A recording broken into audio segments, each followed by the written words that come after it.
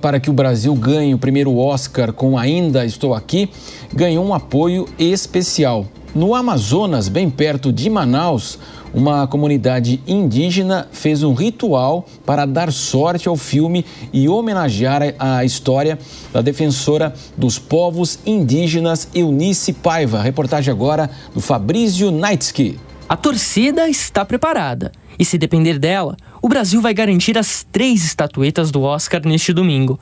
Direto da floresta amazônica, na aldeia Inhambé, a tribo Cocama enviou todas as energias para o filme Ainda Estou Aqui e a atriz Fernanda Torres. A festa foi organizada às vésperas da premiação no Cine Aldeia, um centro de cultura construído de forma sustentável para a exibição de filmes locais. E os rituais para abençoar o longa têm uma dedicatória especial. A personagem principal do filme e defensora dos direitos dos povos indígenas, Eunice Paiva. Pioneira, depois de se formar em Direito, a advogada se tornou referência na defesa dos povos indígenas do Brasil. A luta, ainda nos anos 80, foi o caminho que a mãe de 5 filhos encontrou para se reinventar depois do desaparecimento do marido Rubens Paiva. E o reconhecimento segue vivo até hoje. A cineasta indígena Thaís Cocama destacou a importância do trabalho de Eunice para toda a comunidade. Nós, povos indígenas, a gente está retribuindo, o que ela fez por nós em vida, que foi fazer ativismo por conta da demarcação de terra, está somando no movimento indígena, junto com grandes lideranças que nem o Rouhani, que ela esteve presente em vários atos, ajudando os povos originários para lutar na questão de demarcação de terra. Ainda Estou Aqui disputa 3 categorias no Oscar: a de melhor filme estrangeiro e melhor atriz. Uma vitória em qualquer uma das categorias seria inédita para o cinema brasileiro. Mas o páreo é duro, e para garantir que a história seja feita, o ritual da tribo Cocama tem que ser muito bem feito. A líder espiritual do grupo, Ayako Kamiria, explicou como funciona o processo. Hoje a gente está reunido aqui, toda a nossa aldeia, para dar esse apoio para essa mulher, não só para essa personagem, mas para essa atriz também, porque elas merecem, elas trouxeram uma mensagem, elas trouxeram uma realidade, elas falaram a verdade, e a gente está aqui em busca disso, Agora a torcida reunida e concentrada em todo o país tem só um desejo: poder dizer que o Oscar, finalmente, é nosso. Uma figura foi essencial para a forte campanha do filme durante todo o período de premiações. A vencedora do Globo de Ouro, Fernanda Torres. Thaís Brito. Descarada, multifacetada e um grande sucesso nas redes. Fernanda Torres é um patrimônio da cultura brasileira que o mundo começou a conhecer só agora, com o sucesso de Ainda Estou Aqui. O filme, dirigido por Walter Salles, sucesso de bilheterias no Brasil, com mais de 4 milhões de ingressos vendidos, conta a história de Eunice Paiva, uma mulher que desafiou a ditadura militar brasileira após o desaparecimento do marido, o ex-deputado Rubens Paiva. Nascida em 1965 no Rio de Janeiro, Fernanda cresceu em meio às tensões do ambiente da ditadura, que lembra como uma preocupação de uma família de artistas. Ela é filha dos atores Fernando Torres, que morreu em 2008, e Fernanda Montenegro, consagrada atriz que também fez uma participação em Ainda Estou Aqui, como uma Eunice acometida pelo Alzheimer. Fernanda Torres estreou no teatro aos 13 anos e na televisão aos 16. Aos 20, foi a primeira brasileira a ganhar a Palma de Ouro em Cannes, de melhor interpretação feminina, pelo papel em Eu Sei Que Vou Te Amar, de 1986, em que interpreta uma jovem que se submete a um jogo psicológico com o ex-parceiro. Reconhecida pela versatilidade, Torres também deu vida a personagens de enorme popularidade na televisão, como a Vani, de Os Normais, e Fátima, de Tapas e Beijos. Décadas de carisma exposto nas telas, em que fez milhões de rirem com a intensidade e irreverência, tanto na ficção quanto na entrevista, fizeram com que ela conquistasse uma nova camada de popularidade com memes na internet. O lugar de Torres na cultura pop coexiste com um certo perfil intelectual.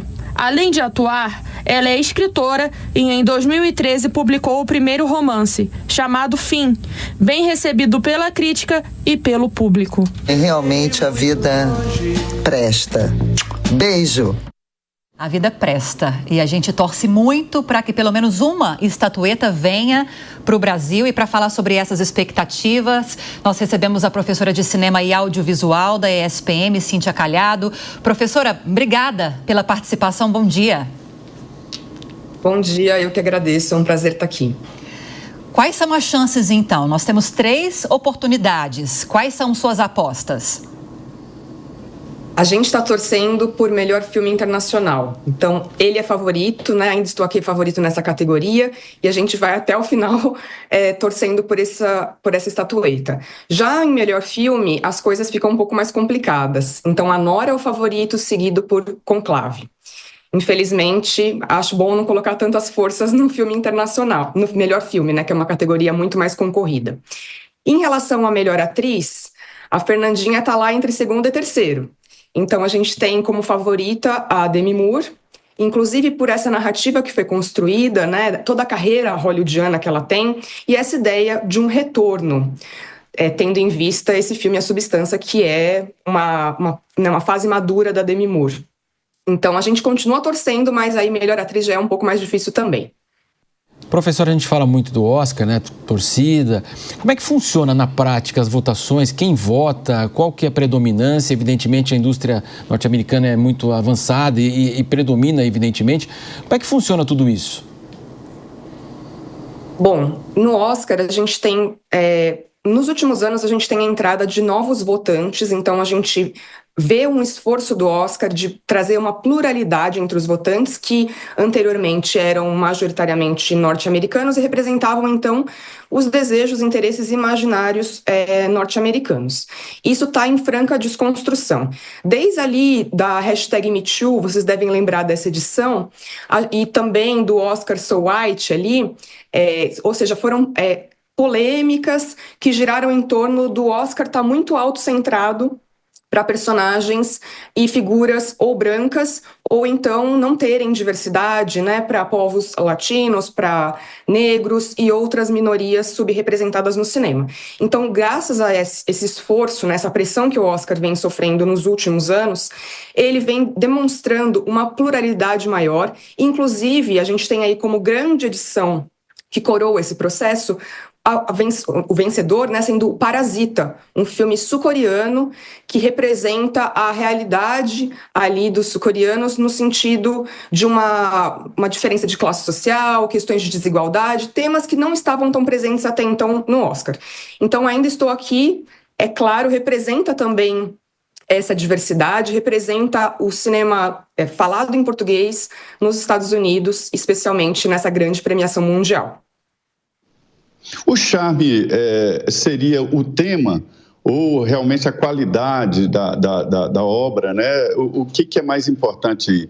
É mesmo esse tema que está em alta no mundo, sendo discutido? Olha, eu diria que, em primeiro lugar, a alta qualidade técnica desse filme.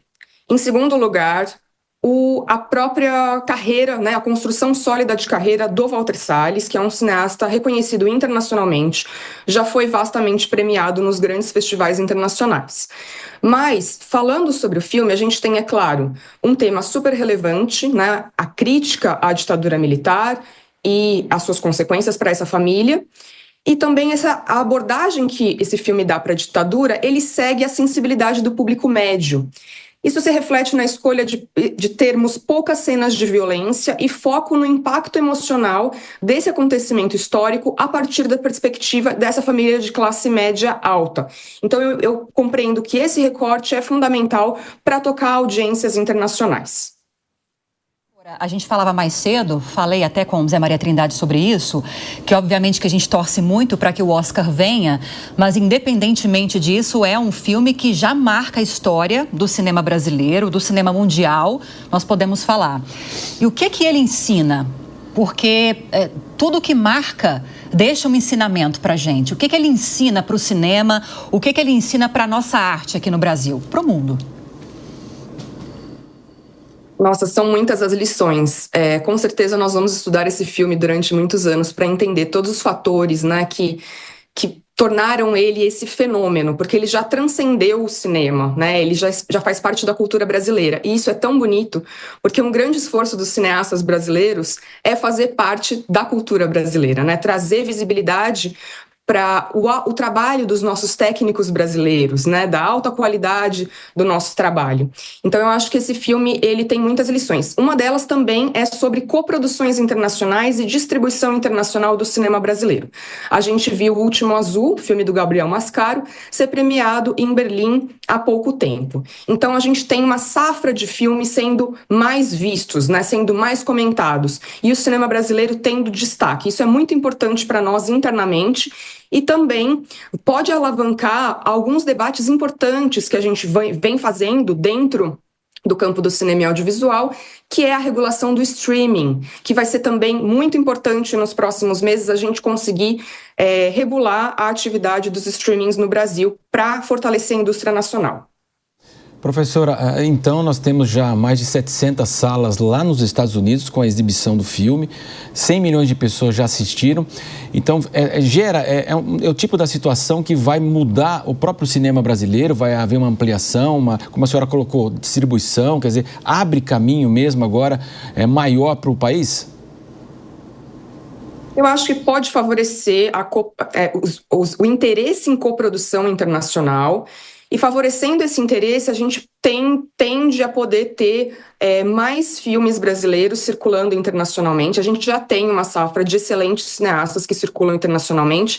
Eu mencionei o Gabriel Mascaro, mas a gente tem o Kleber Mendonça, a gente tem o Karim Agnews, então o Walter Salles não é o único, mas a gente precisa, numa cinematografia, de continuidade. Então, eu acho que Ainda Estou Aqui pode ajudar a trazer visibilidade para a gente continuar produzindo mais filmes e que esses filmes sejam reconhecidos internacionalmente como eles merecem.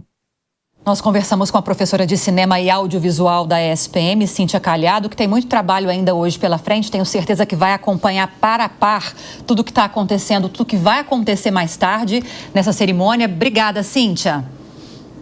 Eu que agradeço.